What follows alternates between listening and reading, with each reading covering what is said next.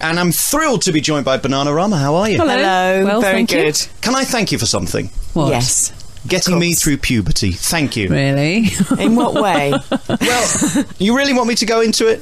Well, I mean, the poster was on the wall above my bed for nearly 10 Now, years. which phase were we in your poster? Because All I phases. no, it wasn't the hat phase, was we it? weren't wearing hats. No one could have ever found us attractive when we were wearing the hats. The least amount of clothes possible phase. That was the phase. We weren't very good at doing little amounts of clothes in the 80s, We were though, were towards we? the, Oh, yes, we did get a bit more raunchy towards the end of the 80s. Off-the-shoulder dress. I mean, by today's standards you didn't, but in those days, I mean, you were it, weren't you?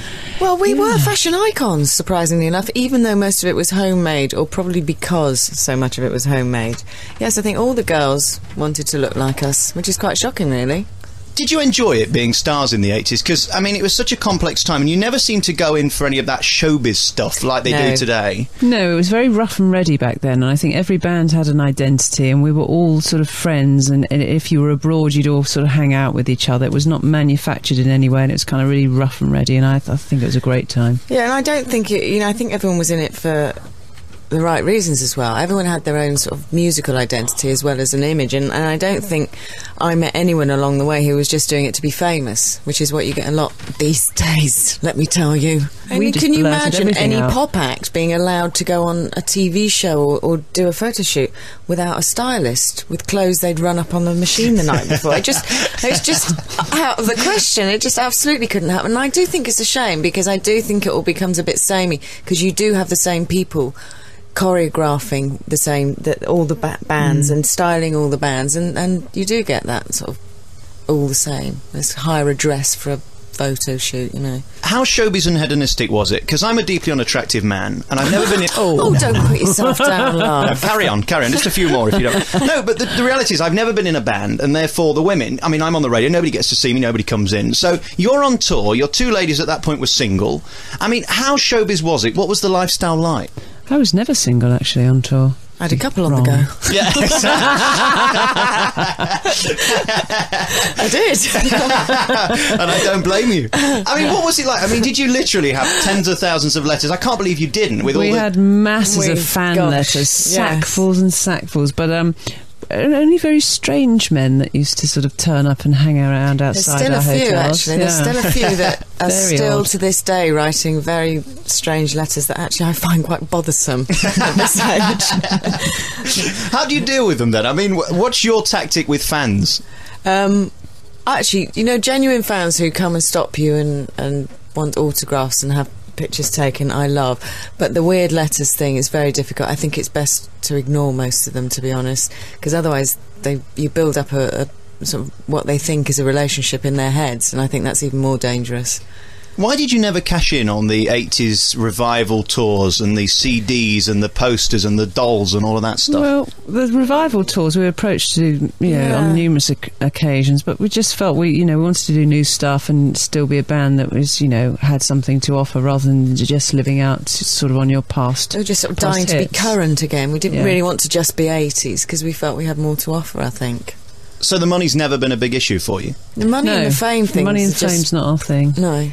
I mean, I really don't like the celebrity side of things, and I'm so thrilled that in the 80s they didn't have all the mags that they have now, because I just think it's horrendous. You can't do anything. All right, we'll be back next talking to Sara and Keren from Bananarama. We're here today on the Late Night Revolution at Capital Gold.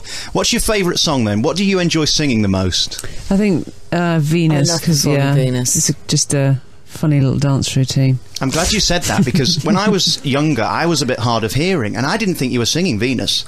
Anyway, I'll leave it with you. Oh, honestly. We're back with Bananarama here on Capital Gold. Venus, top song, and one of those songs that's going to be played forever and ever and ever, and that must be an odd feeling, that after you're gone, that's likely to still be one of those classic songs. The really annoying What a thing about that horrible one is we thought. didn't write it. That some Dutch bloke wrote it and has made millions. He was chuffed to bits when he met us. He literally kissed our feet. What happens then? How does it work? Because, I mean, you make the song, do you get a fee for making it and then that's it, or do you get money you still still? earn as It's a performers of the royalty, song. yeah.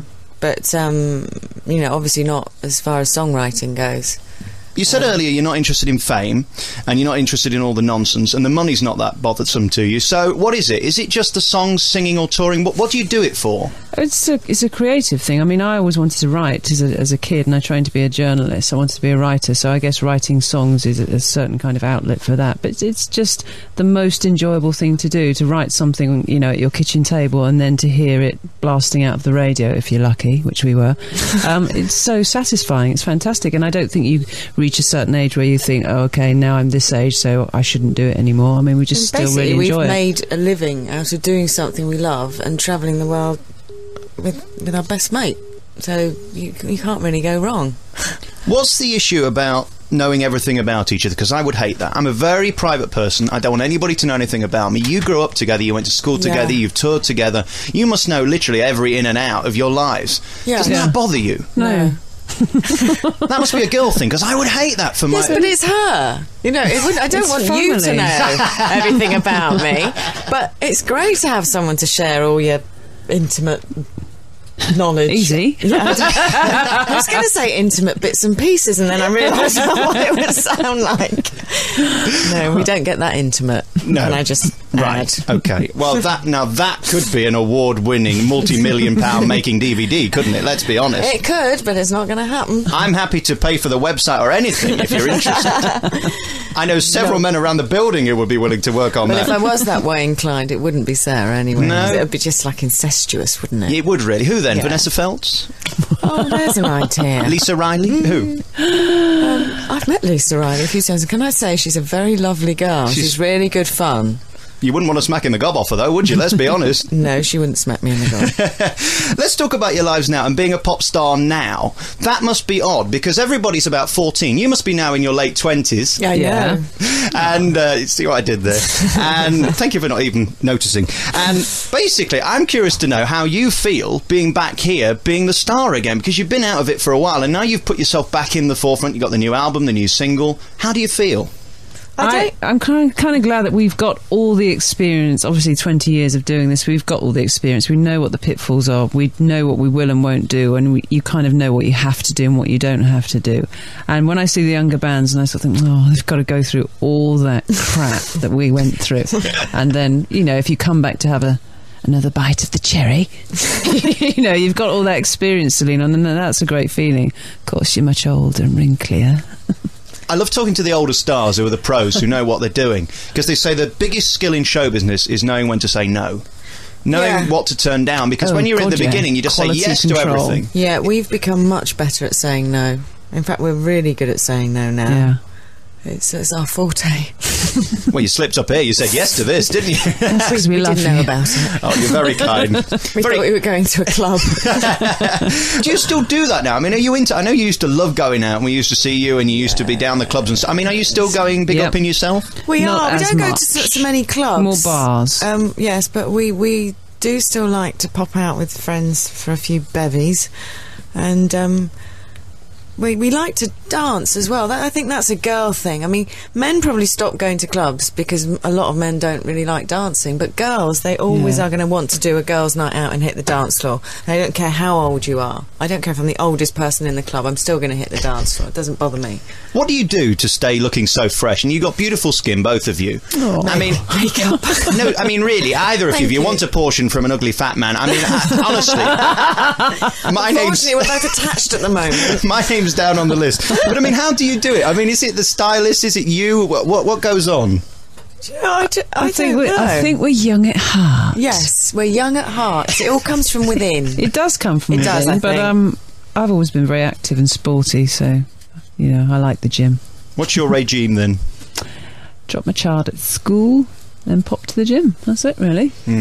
Try not to drink too much. Try not to drink too much. I don't know why I said that. After last night. What's your favourite tipple?